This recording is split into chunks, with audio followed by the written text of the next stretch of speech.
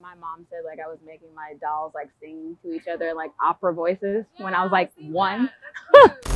Hi, my name is Jessica Jolia, and I'm a singer, songwriter, and producer, and I'm making my city harmonious. I'm making my city harmonious.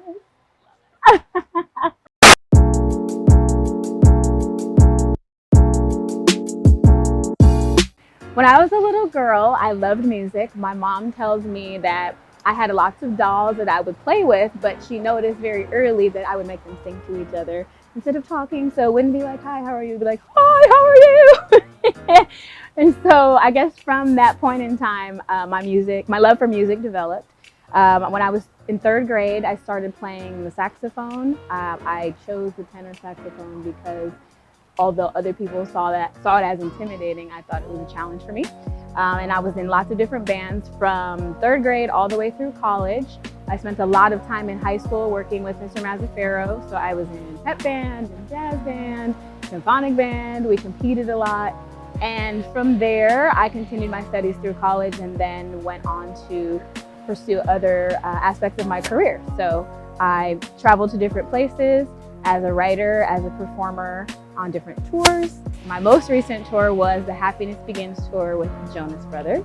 I was on last year from August through the middle of December. At the same time, I was diagnosed with endometriosis, which is a difficult, painful condition that women unfortunately have to deal with, and there is no cure.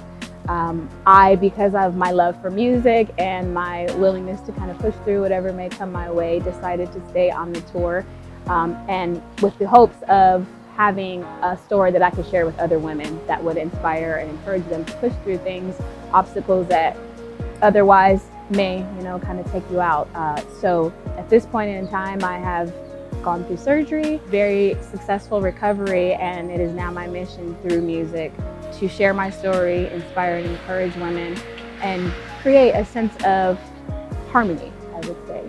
I think the most difficult thing about my journey so far has been remaining true to myself without being discouraged, because people in music especially look at what you look like, listen to what you sound like, and try to create what they think is the best way for you to represent yourself to the public. Sometimes it works for some people, sometimes it doesn't. And for me, I'm not a person that is quick to compromise, musically, morally, and the list goes on and on. So I think it's been a challenge to know this may be a great opportunity, but it doesn't seem a right fit for the person that I am and what I want to represent. Sometimes you're walking away and it's easy to get discouraged, especially when you see some of your peers and it seems like they're accelerating at a much faster rate than you, but then you look at what's going on behind the scenes and realize like, well, that's not what we talked about they wanted to do. This is just what they're doing. So for me, I think it's been the most challenging, but at the same time, even though, my rise may be a little slower than other people's, it's the most rewarding for me because I don't have these bags to carry. I don't feel any sense of regret.